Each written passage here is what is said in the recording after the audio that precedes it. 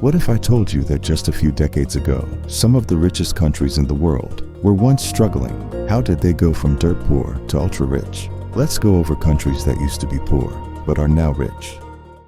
Starting with the UAE, they went from being a naked desert to a billionaire's playground. One of the most mind-blowing transformations ever. Before the 1950s, the UAE was mostly sand. Life revolved around fishing and pearl diving, and it was far from glamorous. But then, oil happened. But here's the crazy part. They didn't just rely on oil. They knew oil wouldn't last forever, so they diversified. They turned Dubai into a global tourism and business hub. No income tax, world-class infrastructure, and a constant growth mentality. The UAE is a utopia, with Dubai and Abu Dhabi leading the charge. You won't find any crime in these cities. Not to mention they are two of the cleanest cities in the world. There are endless fun activities to do, and there is a feasible lifestyle for everyone, regardless of income. Yeah. They went from camel rides to gold-plated supercars in just a few decades. South Korea, the underdog that became a tech giant. In the 1950s, South Korea was in ruins. After the Korean War, the country was one of the poorest in the world. People literally had nothing. But then, the miracle on the Han River happened. The government pushed aggressive industrialization, focusing on exports, technology, and education. Companies like Samsung, Hyundai, and LG became global powerhouses. They proved that they could become a global leader without something like oil or other natural resources. Instead, they used technology, innovation, and ingenuity to become successful. On one side of the border, they pushed communism, dictatorship, and a culture of fear and hopelessness. And it's a disaster. On the other side, they now look like this. Enough said. South Korea is now a dominant force in technology, pop culture, and innovation. The rise of K-pop, esports, and advanced robotics further solidified its status as a global economic leader. From rags to riches in just a few generations, South Korea's transformation is nothing short of remarkable. Let's move on to Norway. Norway has the happiest people in the world, and it makes sense because their living standards are amazing. But before the 70s, Norway was struggling. Fishing and farming barely kept the economy afloat. However, everything changed with the discovery of North Sea oil. Instead of squandering this newfound wealth, Norway made a brilliant move. They set up the world's largest sovereign wealth fund, worth over $1.4 trillion today.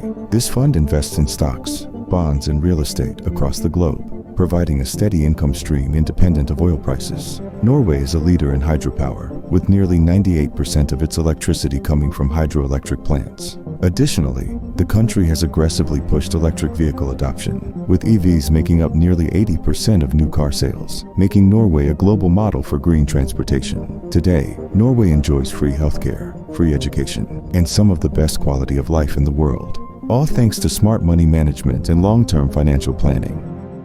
Singapore defied all odds and became a global powerhouse without a single drop of oil or any natural resources. Once upon a time, it was a struggling island nation with high unemployment and slums everywhere. But then came one man, Lee Kuan Yew, and he changed everything. He had a deep commitment to education, so he focused on making his country competent instead of relying on raw materials. The country attracted foreign investments, developing its people and leveraging its strategic location as a major trading hub.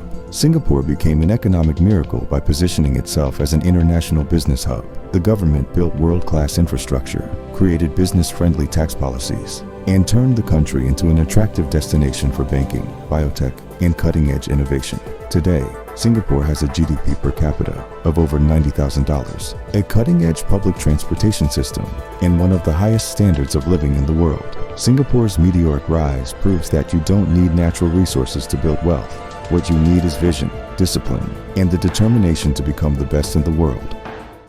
Next is Qatar. Qatar is small, really small, but it has one of the highest GDPs per capita in the world. Why? Natural gas. Lots of it. But Qatar's story is even more interesting. Initially, it was invited to join the United Arab Emirates when the federation was being formed. But Qatar discovered massive oil and gas reserves. They then made a bold decision. It chose to become an independent nation rather than merge with the UAE. That decision paid off immensely. Like the UAE, Qatar didn't just sit back and rely on its natural resources. The government invested heavily in infrastructure, sports, and tourism. The country has used its wealth to fund the world's best airlines, build some of the most futuristic skyscrapers, and develop a thriving business sector. Hosting the FIFA World Cup in 2022 put Qatar on the global stage. further boosting its economy. Despite its size, Qatar has positioned itself as a major player in international business, energy, and sports, making it one of the wealthiest nations on the planet. China, the greatest economic comeback in history. China has a rich history, but it all collapsed after Mao Zedong. They became a struggling, isolated economy with widespread poverty in the 20th century. But in 1978, Deng Xiaoping introduced economic reforms that changed everything. China embraced a mixed economy, allowing private businesses and foreign investments to flourish. This attracted foreign businesses with tax incentives and relaxed regulations. Over time, it became the world's factory, leveraging its massive labor force to dominate manufacturing, technology, and exports. Cities like Shanghai and Shenzhen became global financial and innovation hubs, attracting billions in investments. The rapid industrialization of China turned it into the world's second-largest economy, fueled by massive infrastructure projects like the Belt and Road Initiative, which strengthened global trade partnerships. The country's high-speed rail system, booming tech sector, and rapidly expanding middle class further showcase its economic might. Some experts believe China could surpass the US as the world's largest economy in the near future. Next is Luxembourg.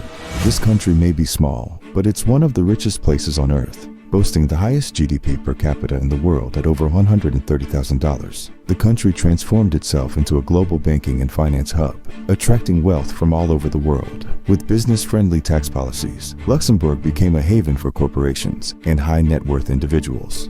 The influx of affluent investors and businesses helped fuel the country's luxury market, high-end real estate, and world-class banking infrastructure. They proved that a strong financial foundation can elevate even the smallest nations to unparalleled wealth.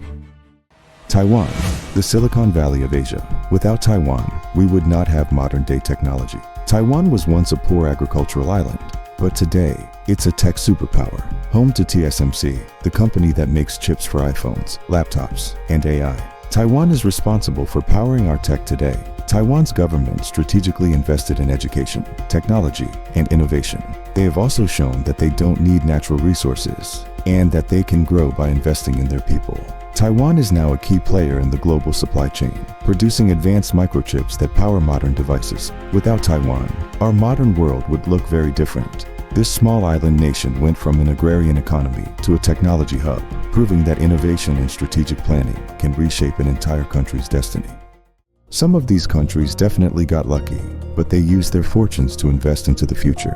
Others had vision, strategy, and the determination to change their fate. Which country's transformation surprised you the most? Let me know in the comments. If you're curious about countries who were once rich but are now poor, feel free to watch this video. See you next time.